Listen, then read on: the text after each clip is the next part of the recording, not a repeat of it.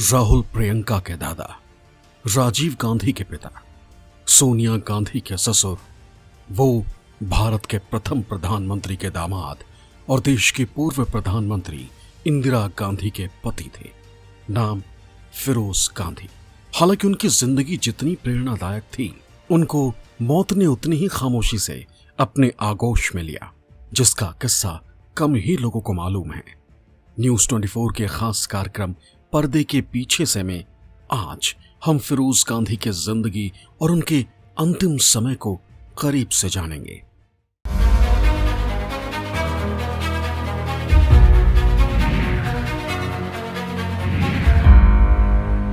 फिरोज गांधी की उम्र महज 48 साल थी जब वो अपने पीछे एक हंसता खेलता परिवार छोड़कर हमेशा हमेशा के लिए चले गए। उन्होंने अपनी जिंदगी में कई किरदार निभाए। गांधी परिवार का वो स्तंभ थे। उनकी जिंदगी बेहद सादगी से भरी थी। फिरोज गांधी की मौत पर एक किस्सा काफी मशहूर है। जब उनके पार्थिव शरीर को अस्पताल से घर लाया गया था, तब उन्हें अंतिम विदाई देने के लिए काफी लोग पहुंचे थे। ये देख पंडित नेहरू ने कहा था, मुझे पता नहीं था कि फिरोज को लोग इतना पसंद करते थे।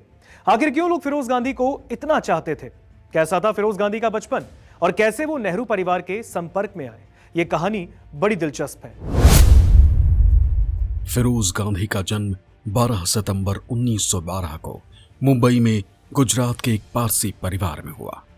वो 6 साल के थे जब उनके पिता चल बसे और उनकी मां और उनके 5 बच्चों वाला उनका परिवार इलाहाबाद में उनकी मौसी के पास रहने चला गया। इलाहाबाद से ग्रेजुएट होने के बाद वो लंदन स्कूल ऑफ इकोनॉमिक्स में आगे की पढ़ाई के लिए चले गए। पर किसे पता था तब फिरोज के मन में कुछ और ही चल रहा था। फिरोज जब लंदन में थे तभी उन्होंने भारत के स्वतंत्रता की लड़ाई में शामिल होने का मन बना लिया था। वो भारत लौटे और स्वतंत्रता आंदोलन में शामिल हो गए। उस समय महात्मा गांधी के नेतृत्व में देश सविनय अवज्ञा के दौर से गुजर रहा था, जिसमें अंग्रेजी शिक्षा का बहिष्कार भी शामिल था। एक दिन कॉलेज के बाहर प्रदर्शन के दौरान फिरोज पहली बार नेहरू परिवार से मिले। नेहरू परिवार से मुलाकात फिरोज की जिंदगी में कोई आम मुलाकात नहीं थी। उनकी जिंदगी का एक खास चैप्टर उसमें शामिल था। नेहरू की बेटी को देख फिरोज अपना दिल हार बैठे। पर यहां धर्म की एक बड़ी दीवार सामने खड़ी थी। फिरोज पारसी थे और इंदिरा हिंदू। दोनों ने शादी करने का मन बना लिया, पर देश में इसको लेकर विवाद शुरू हो गया। पर तभी एक ऐसे इंसान ने दो दिलों को मिलाया जिसकी मौजूदगी ने ही देश में हो रहे विवाद को खत्म करके रख दिया। आखिर कौन थे वो शख्स? तारीख 26 मार्च 1942। आनंद भवन में वैदिक रीति रिवाजों के साथ फिरोज और इंदिरा हमेशा हमेशा के लिए एक दूजे के हो गए। क्योंकि ये उन दिनों की कट्टर रूढ़िवादिता के दौर में एक अंतर धार्मिक विवाह था, इसलिए इस पर बड़ा विवाद खड़ा होना तय था। ये इसलिए भी जरूरी था क्योंकि इसमें शामिल होने वाला एक पक्ष सबसे प्रसिद्ध राजनीतिक परिवार था। उच्च जाति के हिंदुओं ने खास तौर पर तीखी प्रतिक्रिया दी। कहा, ब्राह्मण लड़की पारसी से शादी कर रही है। लेकिन जब महात्मा गांधी ने इस शादी को स्वीकार करने को कहा तो विवाद शांत हो गया। लेकिन फिर भी पंडित नेहरू ने एक प्रेस बयान जारी किया। विवाह एक निजी और घरेलू मामला है। हालांकि माता पिता इस मामले में सलाह दे सकते हैं और उन्हें सलाह देनी चाहिए, लेकिन चुनाव और अंतिम निर्णय संबंधित दोनों पक्षों के पास होना चाहिए। माता पिता या अन्य लोगों का इसमें हस्तक्षेप करना उचित नहीं। जब मुझे आश्वासन दिया गया कि इंदिरा और फिरोज एक दूसरे से शादी करना चाहते हैं, तो मैंने उनके निर्णय को सहर्ष स्वीकार कर लिया और उन्हें बताया कि इसमें मेरा आशीर्वाद है। महात्मा गांधी, जिनकी राय को मैं न केवल सार्वजनिक मामलों में बल्कि निजी मामलों में भी महत्व देता हूं, उन्होंने इस प्रस्ताव को अपना आशीर्वाद दिया। उन्होंने इच्छा व्यक्त की कि विवाह सेवाग्राम में हो ताकि वो इसमें उपस्थित होकर व्यक्तिगत रूप से आशीर्वाद दे सके। लेकिन परिवार के सदस्यों को लगा कि ये हमारे घर में होना चाहिए। इंदिरा से शादी कर फिरोज भारत के एक शक्तिशाली राजनीतिक परिवार के सदस्य बन चुके थे। उनकी जोड़ी भारतीय राजनीति में एक शक्तिशाली ध्रुव थी। लेकिन फिरोज ने हमेशा अपने लिए एक अलग ही पहचान बनाई। अपने शुरुआती दिनों में फिरोज एक पत्रकार भी थे, पर आजादी लड़ाई में एंट्री के साथ ही वो एक लीडर भी बन गए। आखिर किससे प्रेरित होकर फिरोज गांधी स्वतंत्रता के आंदोलन में कूदे? अपने कॉलेज के दिनों में ही महात्मा गांधी से प्रेरित होकर कांग्रेस पार्टी के साथ फिरोज काम करने लगे।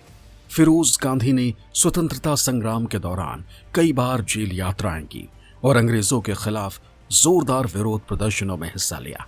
लेकिन 1942 के भारत छोड़ो आंदोलन में उनकी भागीदारी ने उन्हें एक प्रमुख स्वतंत्रता सेनानी के रूप में स्थापित किया।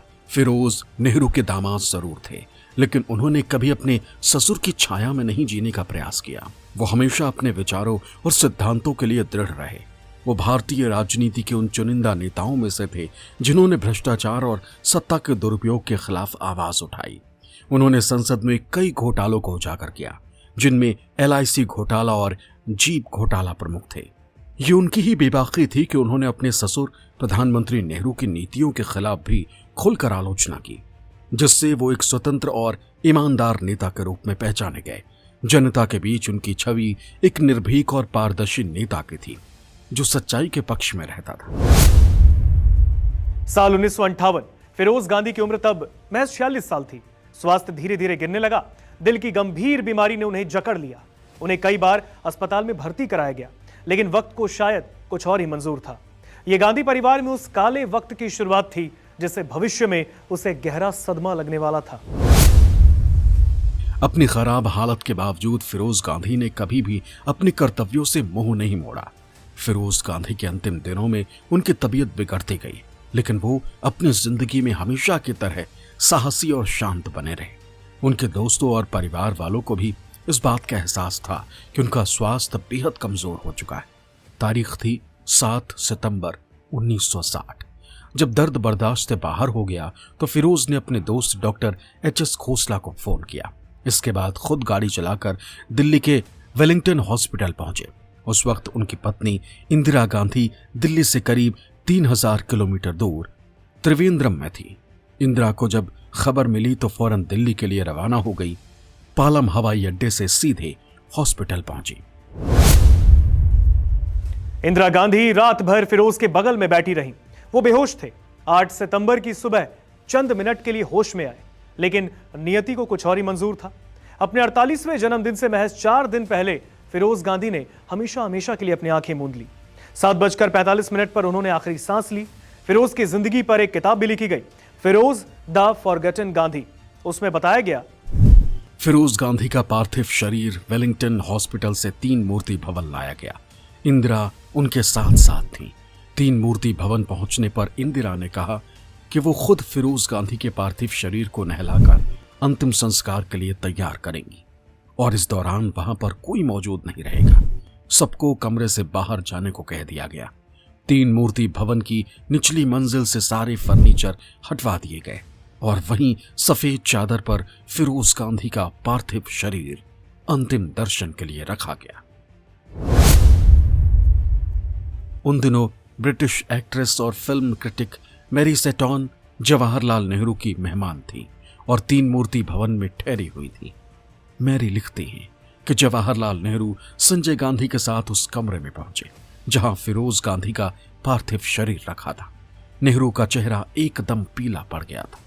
इंदिरा गांधी भी अंदर से बुरी तरह हिली नजर आ रही थी। अपनी मोहब्बत को इंदिरा ने हमेशा हमेशा के लिए खो दिया था। इंदिरा ने फिरोज को याद कर कहा था, मेरा पूरा मानसिक और शारीरिक जीवन अचानक बदल गया।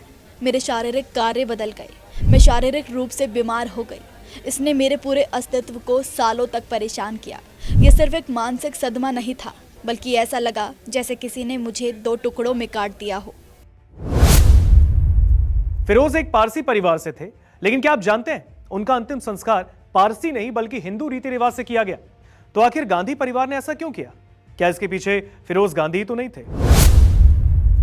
9 सितंबर की सुबह फिरोज गांधी का पार्थिव शरीर अंतिम संस्कार के लिए दिल्ली के निगम बोध घाट की तरफ रवाना हुआ। फिरोज गांधी को जब पहली बार दिल का दौरा पड़ा था, तभी उन्होंने अपने दोस्तों से कह दिया था कि वो अपना अंतिम संस्कार पारसी रीति रिवाज से नहीं कराना चाहते। पारसी समुदाय में अंतिम संस्कार की परंपरा हिंदू, मुस्लिम या ईसाइयों से बहुत अलग है। ना तो शव को जलाया जाता है और ना तो दफनाया जाता है, बल्कि टावर ऑफ साइलेंस में रख दिया जाता है, जहां चील कौवे शव को अपना भोजन बनाते हैं। भले ही फिरोज गांधी का अंतिम संस्कार हिंदू तौर तरीकों से हुआ, लेकिन इंदिरा ने कहा कि फिरोज के शव को जलाने से पहले कुछ पारसी रीति रिवाजों का भी पालन किया जाए। अहनावती का पूरा अध्याय पढ़ा गया। इसके बाद 18 साल के राजीव गांधी ने अपने पिता को मुखाग्नि दी। फिरोज गांधी का परिवार लंबे वक्त तक सूरत में रहा था। बाद में फिरोज इलाहाबाद आए। क्या आप जानते हैं कि अंतिम संस्कार के बाद फिरोज की अस्थियों के 3 हिस्से भी किए गए? तो आखिर उन अस्थियों के साथ क्या किया गया? इसके पीछे भी एक किस्सा सालों से चला आ रहा है। फिरोज गांधी दुनिया से जा चुके थे। उनके मन मुताबिक हिंदू रीति रिवाज से उनका अंतिम संस्कार किया गया, जिसके बाद उनके अस्थियों का एक हिस्सा पंडित नेहरू की मौजूदगी में इलाहाबाद के संगम में प्रवाहित कर दिया गया। दूसरा इलाहाबाद में ही दफना दिया गया, जहां उन्होंने अपने जीवन के ज्यादातर वक्त बिताए थे। तीसरा हिस्सा सूरत ले जाया गया और वहां उनकी पुश्तैनी कब्रगाह में दफनाया गया। फिरोज गांधी की मृत्यु ने देश की राजनीति में एक शून्य स्थापित कर दिया। वो एक सशक्त सांसद और भ्रष्टाचार विरोधी योद्धा थे, जिनकी कमी राजनीति और संसद में हमेशा महसूस की गई। उनके निधन के बाद इंदिरा गांधी पर भारी दबाव आया, लेकिन उन्होंने अपने बच्चों के लिए एक मजबूत सहारा बनकर अपने जीवन को नए सिरे से संभाला।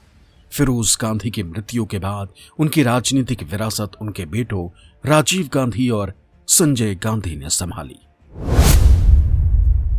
फिरोज, जो खुद प्रधानमंत्री के दामाद थे, जिनकी पत्नी आगे चलकर देश की प्रधानमंत्री बनी, उन्होंने खुद इस शक्तिशाली कुर्सी पर बैठने का सपना कभी नहीं देखा। उनकी सादगी और ईमानदारी की मिसाल ने उनकी अगली पीढ़ियों को प्रेरित किया। फिरोज की मौत ऐसे वक्त में हुई जब भारत एक सशक्त लोकतांत्रिक स्वरूप की ओर बढ़ रहा था। फिरोज गांधी का नाम आज देश की सियासत के किसी गुमनाम पन्नों में दर्ज है। उनका नाम शायद उतना चर्चा में नहीं आता जितना उनके समकालीन नेताओं का आता है, लेकिन उनके योगदान को कभी भुलाया नहीं जा सकता।